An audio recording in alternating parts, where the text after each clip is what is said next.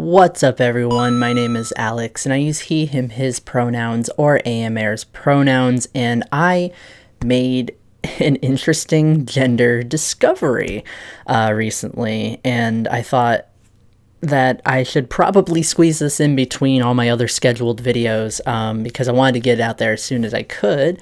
I discovered that I am actually bigender. I sound a little congested. I am not sick. I was watching a video that was recapping some stuff from season 4 of The Good Place, and it made me start crying very, very much. If you haven't seen The Good Place, please watch it. It is such a beautiful show, and it really makes you think. It's a show that makes you consider yourself and other people, and I think it's good for people. I think it's really good if people watch that show. I think it can change lives. I'm not exaggerating. It's so good. So, being bigender, it's weird to start considering this because, I went over everything about what I knew about my identity. I always go over what I'm not, and I've always said I don't have a fluid gender. I'm not multigender. No part of my gender is genderless, this, that. I went over the whole list, and I've always emphasized I didn't think that I was multigender in any way. I didn't think I had more than one gender, but after some consideration and a very interesting dream I had, it kind of clicked with me, I guess. So a little while back, as of uploading this, I think about a month ago, I had a dream that I discovered suddenly that I was bigender. I don't know what it was. Something I don't know any specifics of the dream, just that was the overall thought in the front of my mind, I am bigender. And then I woke up and I was ready to grab my phone to post it online. I was like, I need to tell the internet that I just made this discovery. And then I was like, wait, no, I dreamed that. That was not an actual thing that happened to me. So I put my phone down and I was like, that is so weird. And I posted about it. If you follow me on Twitter, my Twitter handle always shows up on screen in the beginning of the video, but yeah, if you've seen me on Twitter, I did mention it, and I said, yeah, I had this weird dream that I was bigender, and that I was ready to tell the world about it. And then, it's so weird. It's so weird how that worked out, because, a week or two later, something clicked with me, and I was like, oh, I think that's actually it, because I started looking up. I always look up terminology. I look up even basic terminology just to see just what kind of words might resonate with me, and that what kind of terminology, gender terminology, might resonate with me. So sometimes I'll just go and browse the non-binary wiki, and I'm like, let's look up not a very lesser known term, but sort of lesser known terms like neutroy or bigender or gender fluid, and just look at the page and see what falls under that definition, because I forget that so many words are umbrella terms. I had recently discovered that neutroy is a pretty broad umbrella term for a number of gendered experiences and non-gendered experiences. So I looked up bigender, and I will get to that in just a sec. But for opening this video, I have my phone in front of me. I did not write down the outline for this episode. Instead, I ended up typing it all on my phone because something clicked and I needed to write it down. I wrote just a little piece explaining in a more abstract way how bigenderedness works for me. So imagine for a moment a core, maybe a sun, that represents me. Spinning around that core by a strong gravitational pull are two planets. One planet represents malehood, while the other represents neutrality, so male and neutroy. my gender is two equally sized planets with the same gravitational pull moving around a core while occasionally crossing paths, so overlapping sometimes. I'm still a demi-boy. I still consider myself neutroid in some part. I may also just call myself bigender sometimes, but with two equal and static genders moving around my core, there's no fluidity, but there is overlap. That was a little piece that I wrote that it's kind of like my layers of identity video, where I talked about, myself, my core, and then layers outside of that, and the layers being more three-dimensional. It wasn't like layers of a cake. It was more like a planet with rings around it, or a solar system with planets around it. So that was like the visualization that I talked about, and I even had a physical, like a drawing to represent my gendered experience, and I drew everything in layers, like core and a layer on the outside and then another layer. And I think that describes my bigenderness really well. It's two static genders working in unison, male and neutroid. There is a huge overlap between the two of them, which is why sometimes I'll say that I'm a neutroid demi guy or a gender neutral man, or like I'll kind of combine the terms in a way. It's a little hard to combine the two things without coming up with a term that people aren't familiar with. Like I talked about neutral male, which is just a gender neutral man, and there's other similar types of labels, but I usually just try to keep it easier to understand. Never had to choose between two genders. I've always considered myself a man in some part, even if that's partially, but there was always another part that was mysterious to me. And I always said part male, part gender neutral, which would fall under demigender. I think that bigender can still fall under demigender, or the other way around, like two parts making up a whole, or two whole genders. I think it just depends on the person.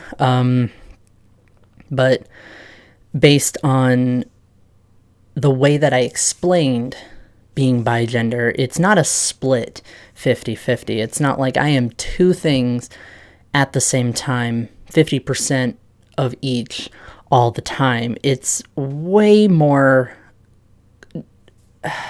not convoluted, it's more complex than that, and more three-dimensional.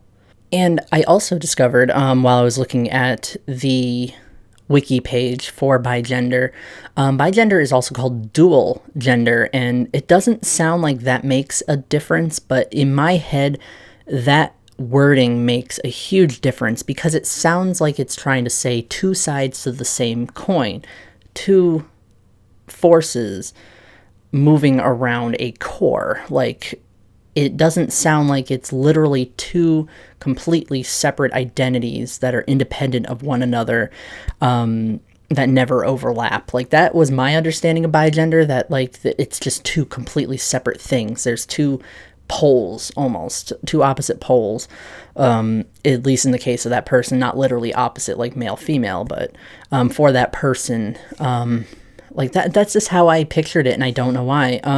But I made a flag that I'll show right here. It's my version of my bigender identity, the way that it kind of works for me. I've got like the male part represented at the top, solid blue, and the bottom, the neutral part, solid green, and an overlap of those in the center. So like a tealish color in the center. And it shows kind of almost like a gradient that's being pulled toward the center where it overlaps. So that's probably the best visualization, besides the planet analogy. I still consider myself a demi-boy, because malehood is still very important to me. That's always going to be important. And I realize that I don't have to give exact equal attention to both genders. I think that was an obsession I had that I really needed to drop. I needed to stop obsessing over finding this other part of my gender and accommodating it in the same way that I accommodate my malehood. I don't think it made sense for me to try to present as both genders, or find a way to say like, okay, neutral day.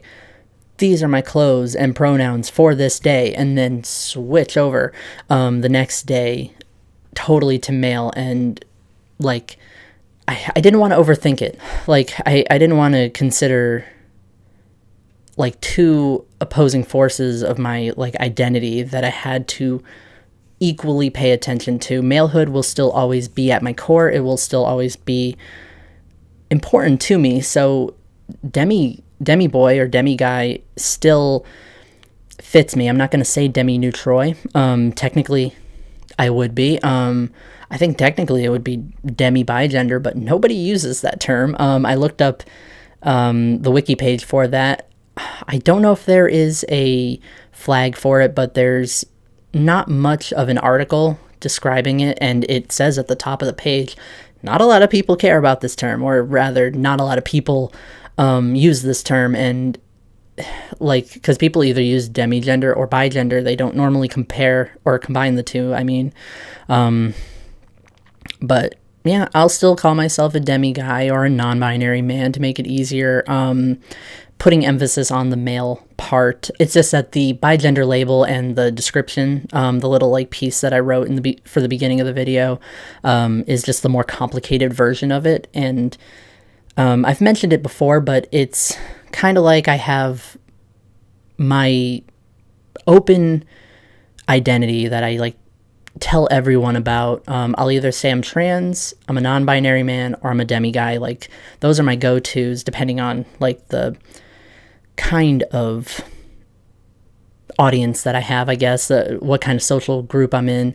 But that's usually what I'm pretty open about. But the bigender label is purely like I'm like in a queer exclusive like group online, or you know, the trans meetup group I used to attend, like something like that. Would be where I describe myself as bigender and get more into detail about what that means for me. But I feel pretty satisfied with the bigender label and accepting that I can't be open about every single aspect of my identity. There just isn't always time. I introduce myself, my name, and like, I mean, as far as a lot of people know, I'm just like a guy with a name and some pronouns, and it doesn't have to be more than that in a lot of spaces. So I'm pretty satisfied in realizing that like there is no need to overthink it. Like, it's my label and I call myself this, and that's it. I guess. Like I like that, I guess. I realize that this part of the video is kind of teetering off. I didn't write a full-on like outline for this video, so I'm really just kind of speaking candidly through a lot of this. So what is neutroi to me? I talked about what does gender neutral mean to me, but I think in this context, neutroi is the more specific term, like being a man and also neutroi. For me, neutroi is a gender-neutral experience that isn't genderless and it isn't epicenic, meaning androgynous. But I think I think people have decided that epicenic is the better word, like epicene. There's a lot of definitions under the neutroi umbrella. Neutroi is gender neutral. It's completely genderless. It is epicenic. It is something completely outside of like male, female. Like there's a lot of definitions that fall under it, which I like. That made me a lot more comfortable in looking into the term and figuring out what that part of me really means in my particular gendered experience.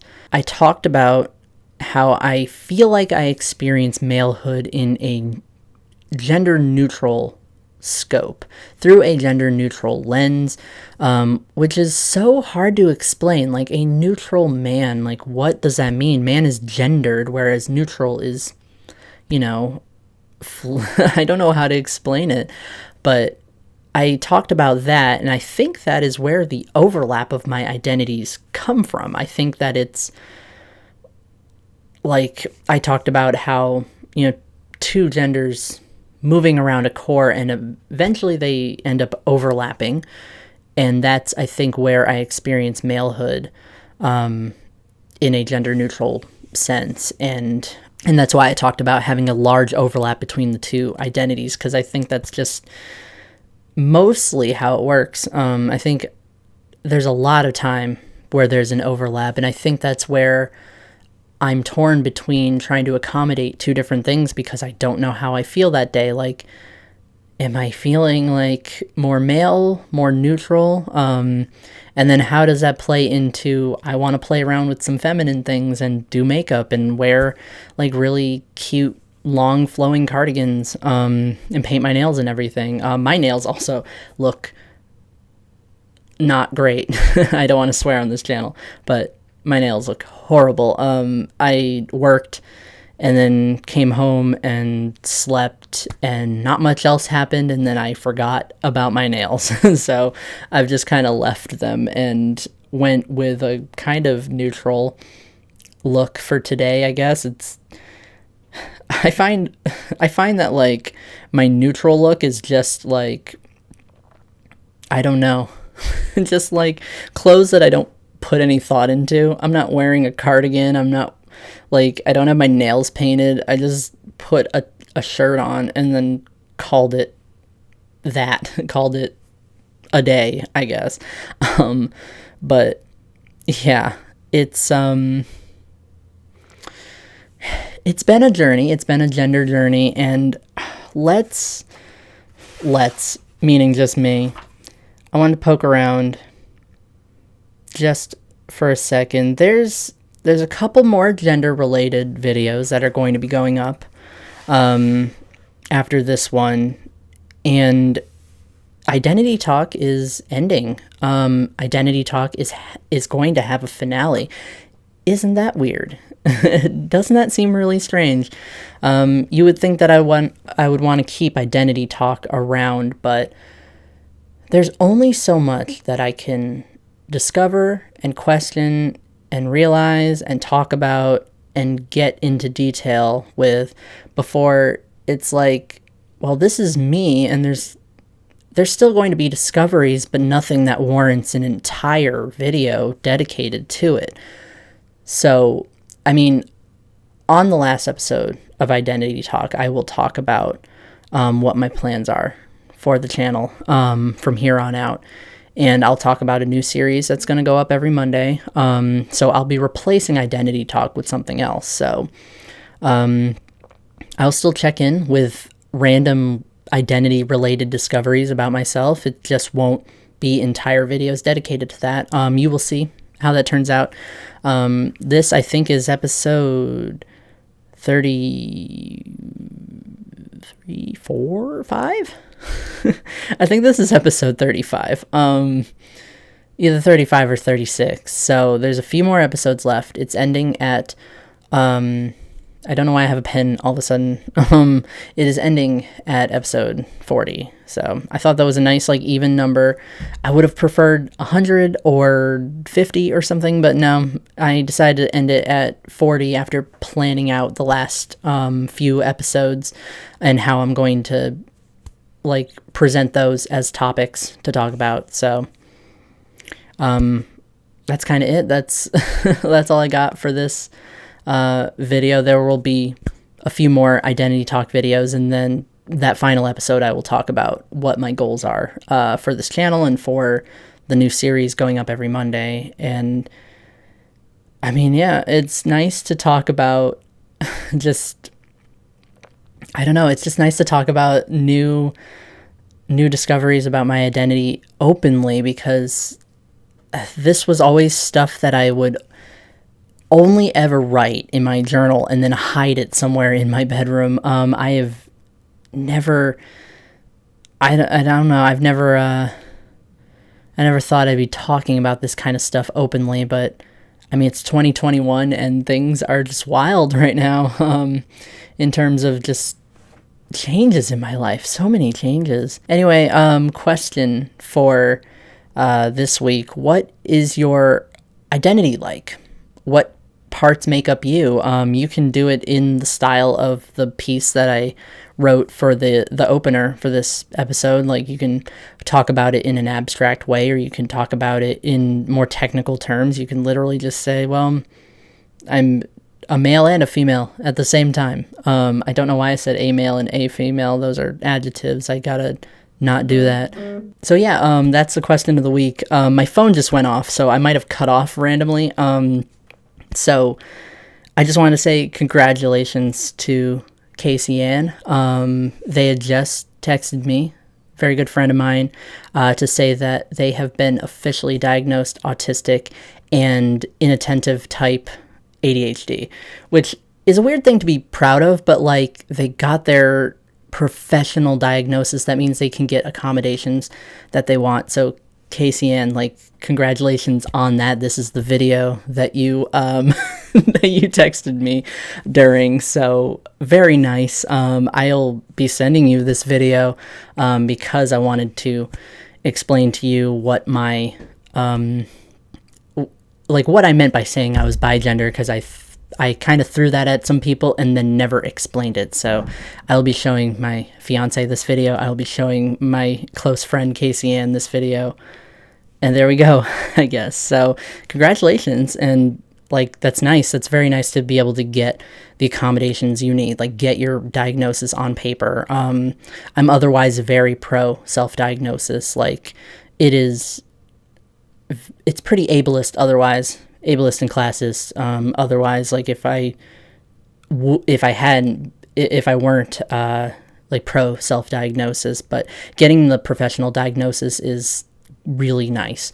So congratulations on that. And that's it for this video. So answer the question in the comments or in the Discord server. I need to remember to actually put that stuff in the Discord server so people can actually answer it. But answer it anyway. Like, yeah, just post and say, hey, I wanted to answer this question of the week. You don't even have to answer it for that week. You can go back to an older question if you want. You're pretty much free to do whatever is comfortable for you. So anyway, I am signing off for now. See you later.